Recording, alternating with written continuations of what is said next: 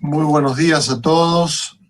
Espero que hayan amanecido bien, algunos tomando un café, un mate, pero conectados y compartiendo este tiempo juntos, siempre meditando en torno a la Navidad. Ya estamos en los domingos de Adviento, que son de preparación y que nos invitan a reflexionar sobre lo que significa el hecho de Cristo encarnado, Cristo viniendo a nosotros.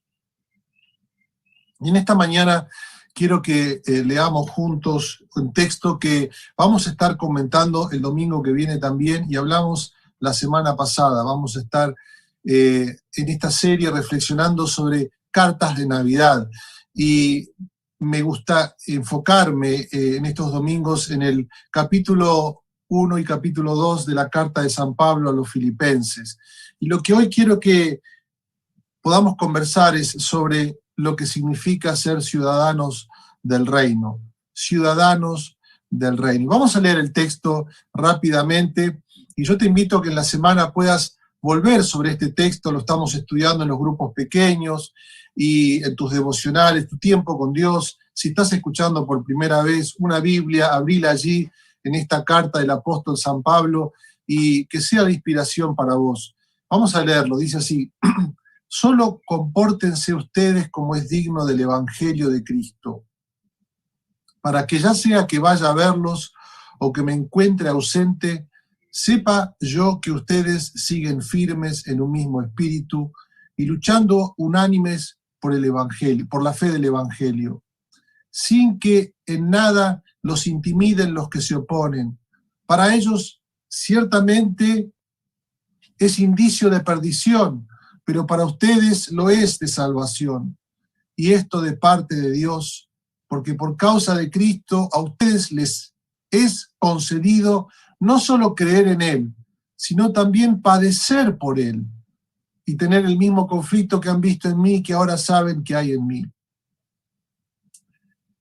Por tanto, si hay alguna consolación en Cristo, si algún consuelo de amor, si alguna comunión del Espíritu, si algún afecto entrañable, si alguna misericordia, completen mi alegría, completen mi gozo, sintiendo lo mismo, teniendo el mismo amor, unánime, sintiendo una misma cosa. No hagan nada por contienda o por vanagloria, al contrario, háganlo con humildad y considerando cada uno de los demás como superiores a sí mismos. No busque cada uno su propio interés, sino cada cual también el de los demás.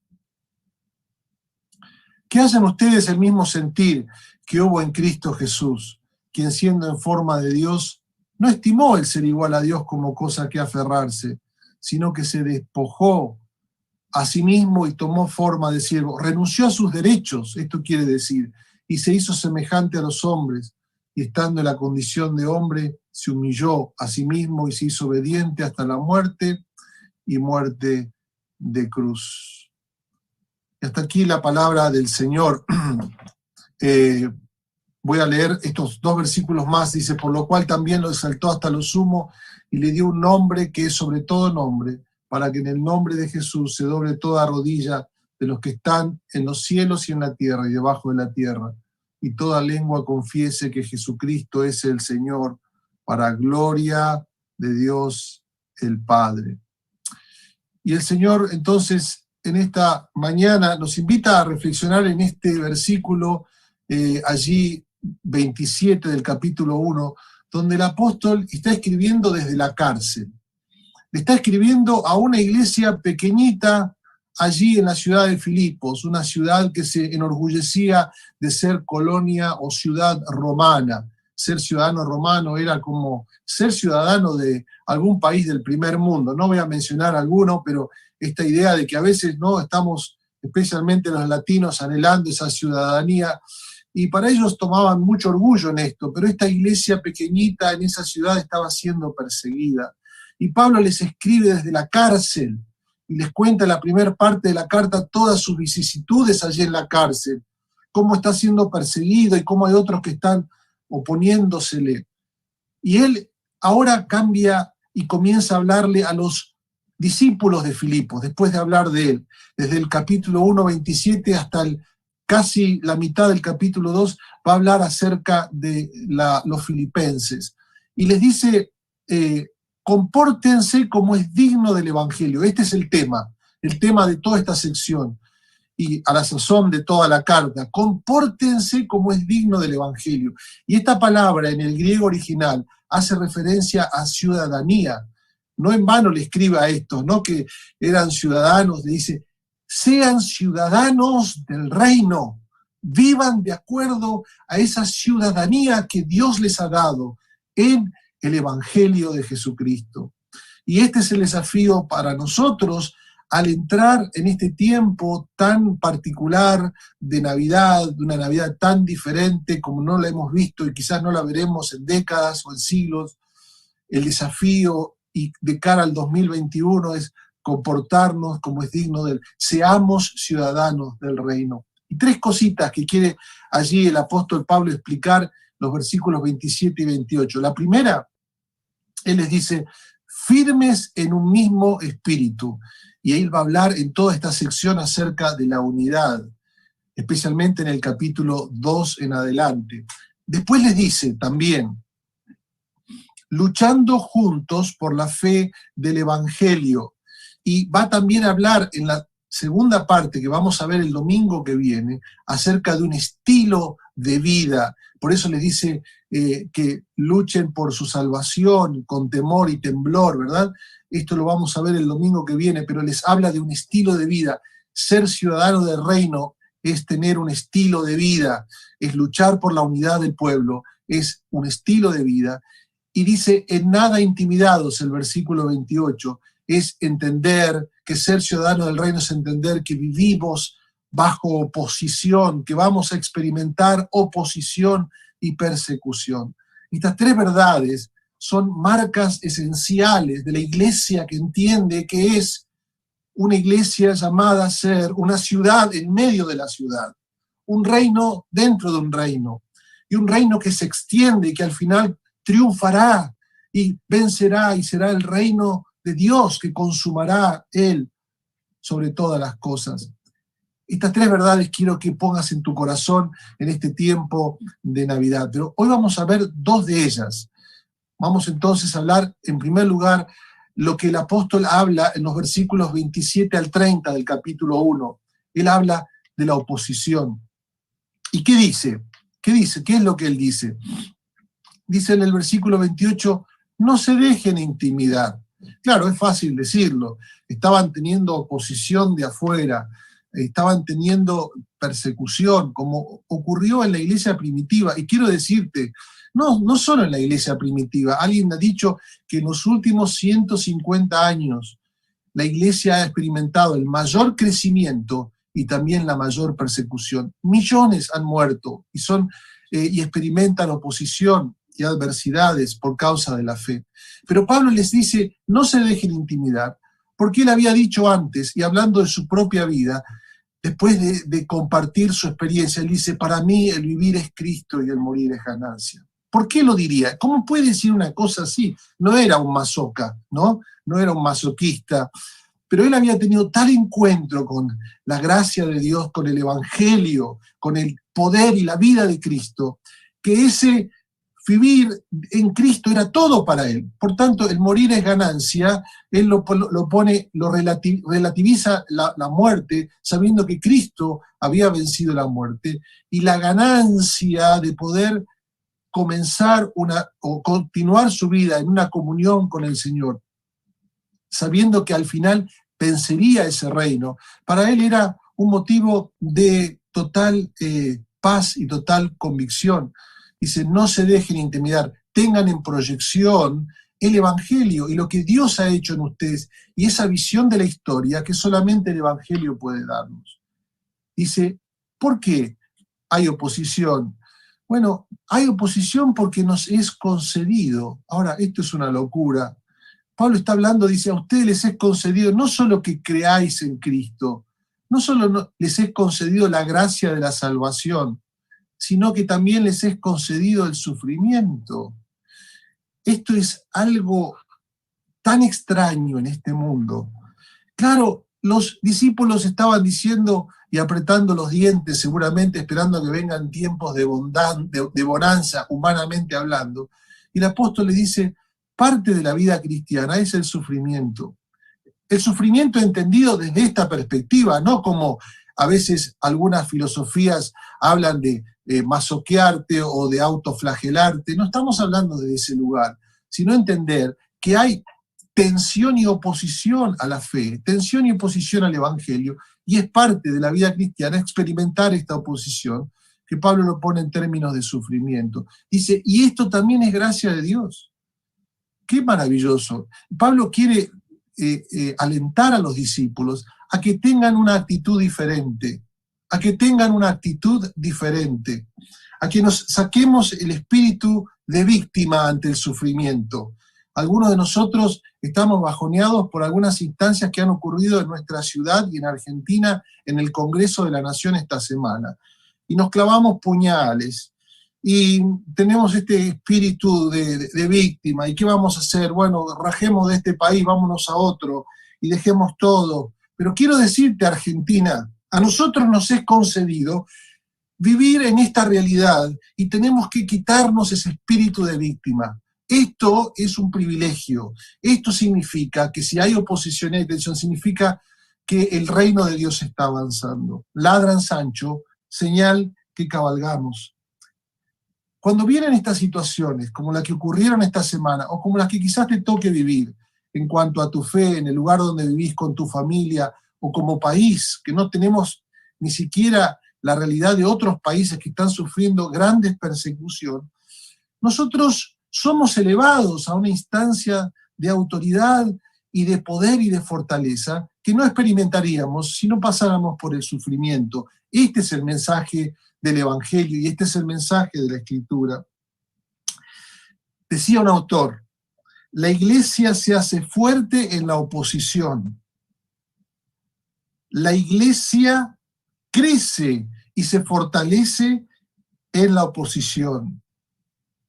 Porque la sangre de los mártires es la semilla de la iglesia.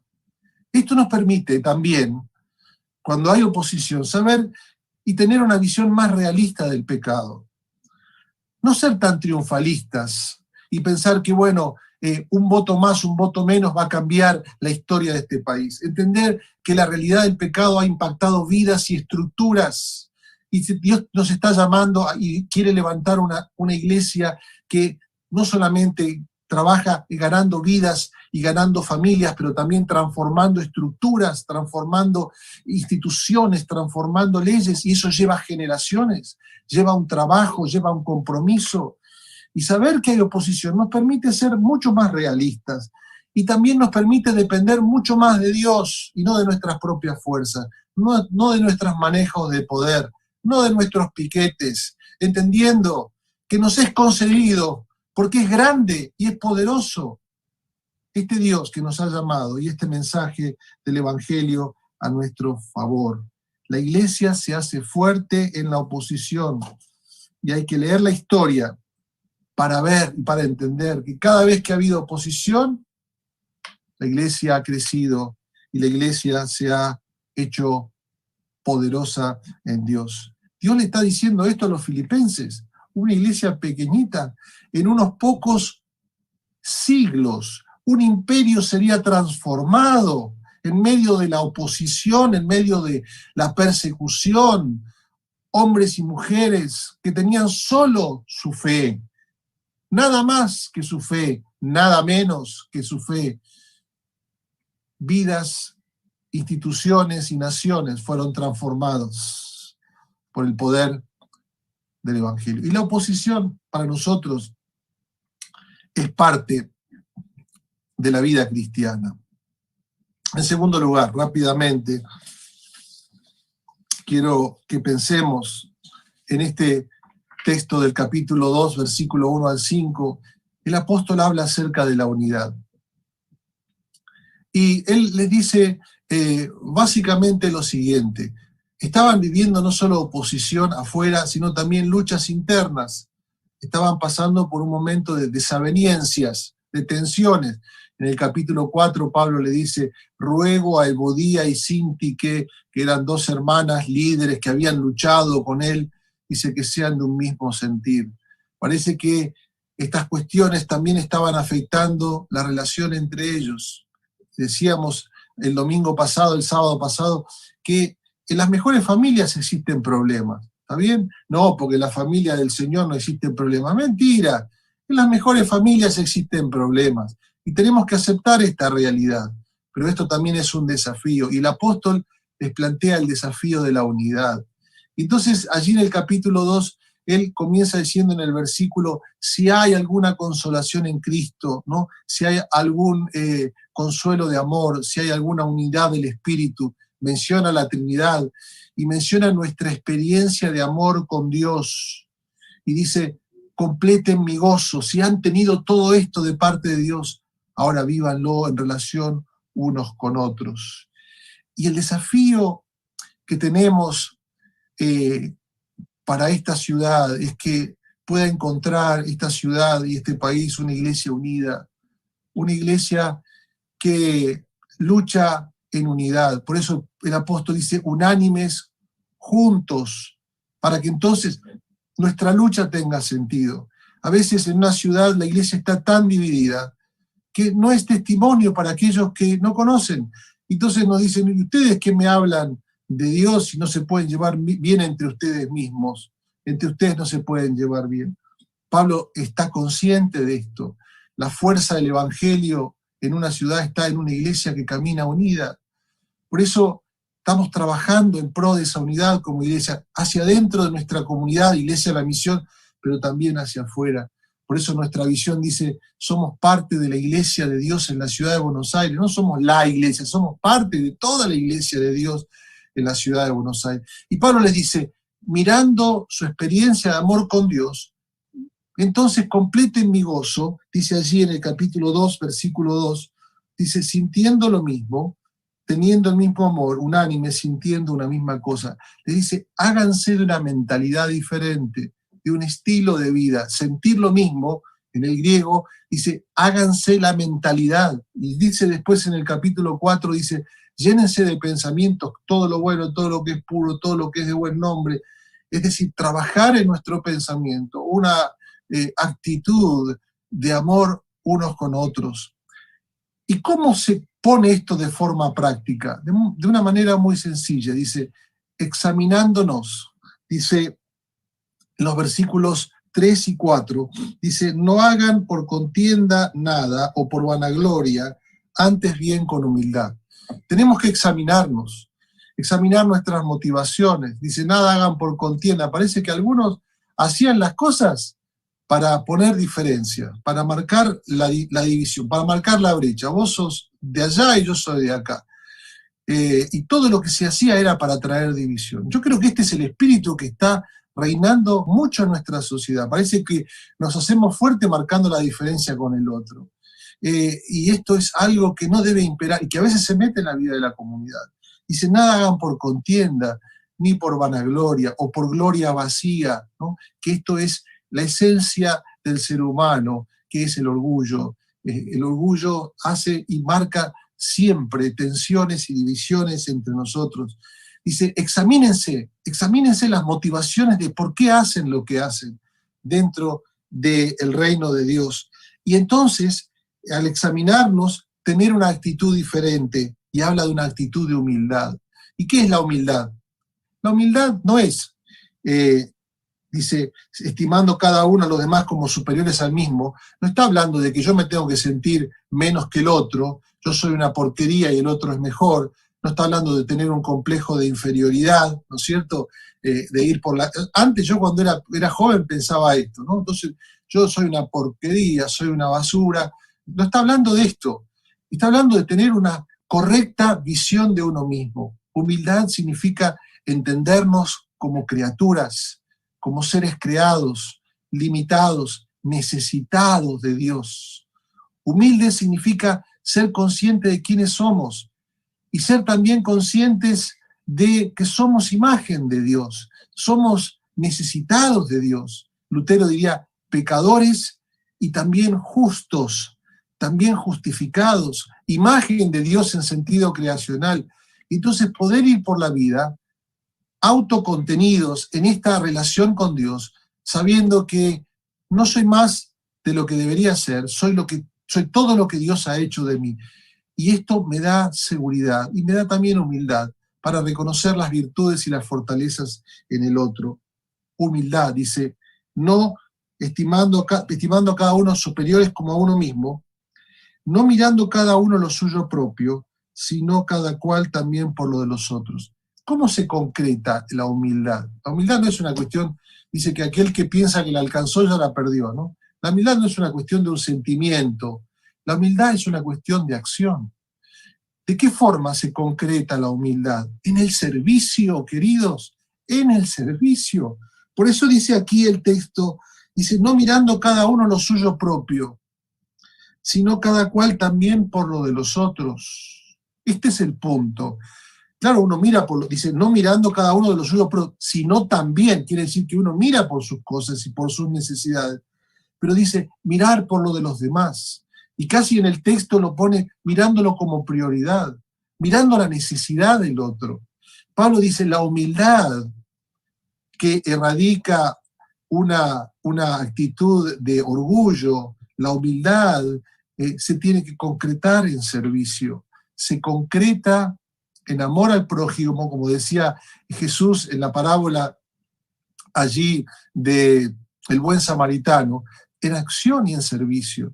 Y yo quiero decirte que este es un tiempo fundamental para trabajar por esa unidad y para fomentar esa unidad también en nuestra sociedad a través del servicio, de la acción, mirando la necesidad. ¿Qué significa? Debemos estar atentos, en primer lugar, examinando nuestra actitud, pero mirando hacia el otro, la necesidad del otro, sacar nuestro ojo del ombligo, ¿verdad? Y mirar todo lo que nos falta, y mirar a lo que el otro está necesitando, y esto movilizarnos a la acción. Y dice el apóstol en el versículo 5, siguiendo el ejemplo de Cristo, haya pues en usted este sentir que hubo en Cristo Jesús.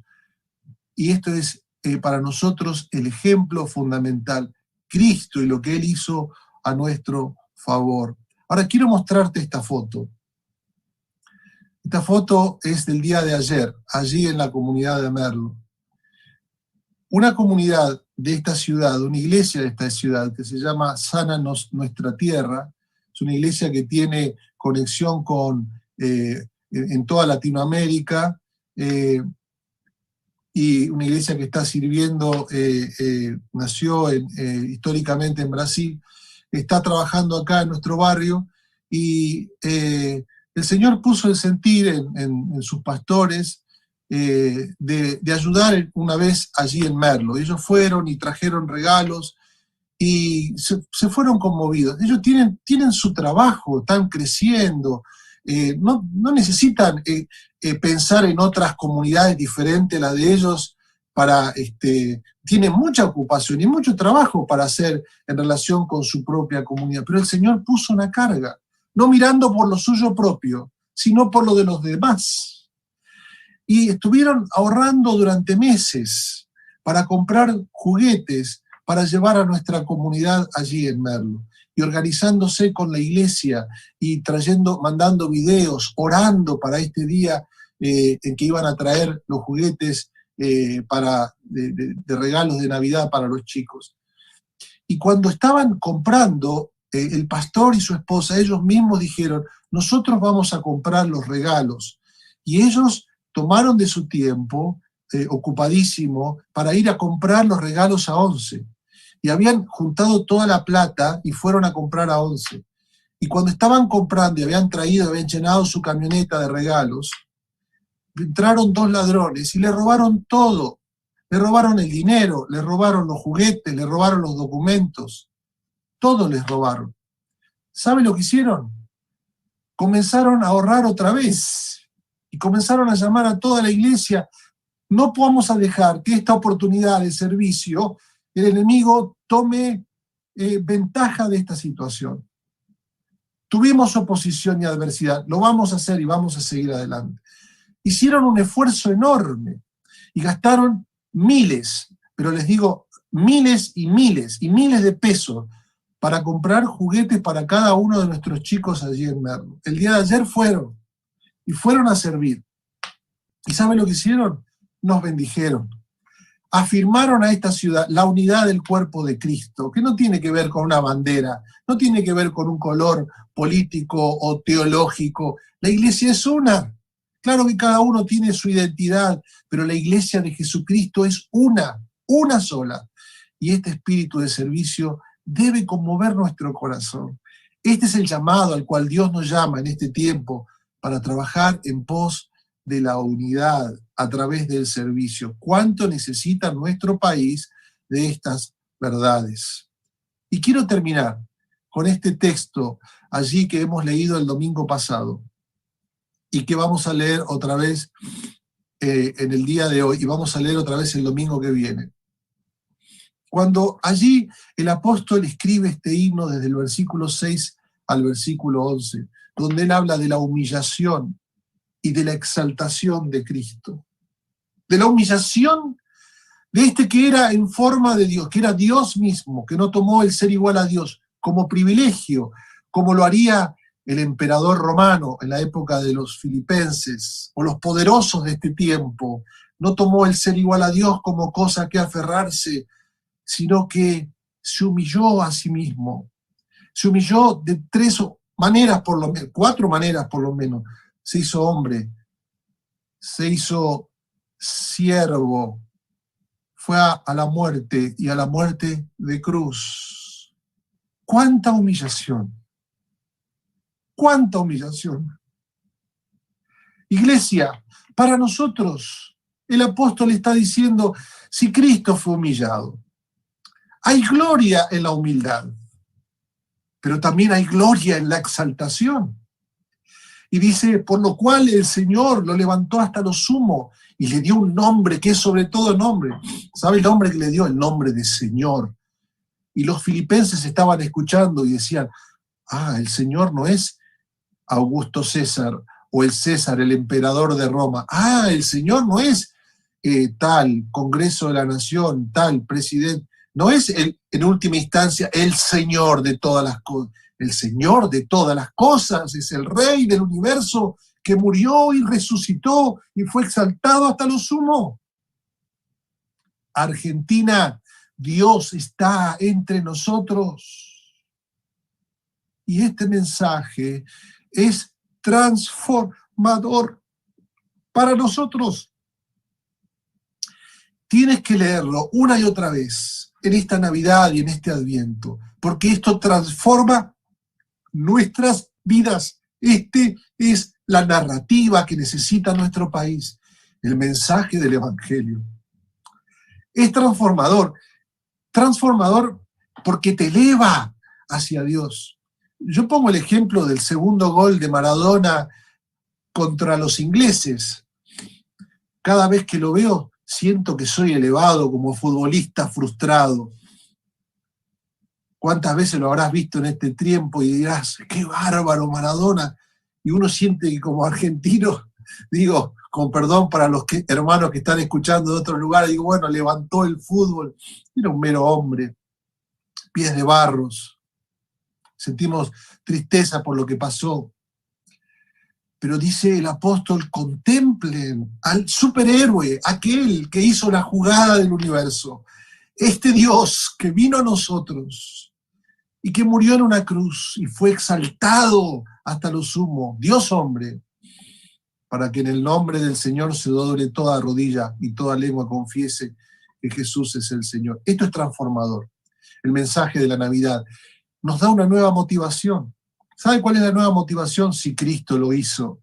¿Cuál fue la motivación? Dice, haya pues esta motivación, la que hubo en Cristo Jesús. ¿Cuál fue la motivación? Vos y yo.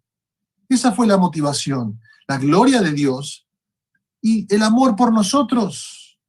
Esta es la motivación que debe haber en nosotros al escuchar este mensaje de la Navidad, que nos alienta a mirar esto no por lo suyo propio, no por vanagloria, no por contienda. Es un ejemplo, ya lo dijimos, y es una esperanza, porque hay humillación, pero después viene la gloria.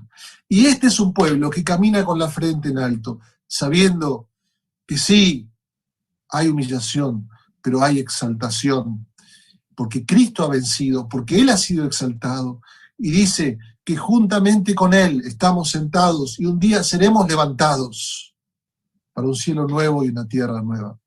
Esto da una visión totalmente diferente para este tiempo y nos prepara para un 2021 lleno de gloria. Gracias, Señor, te damos por esta palabra.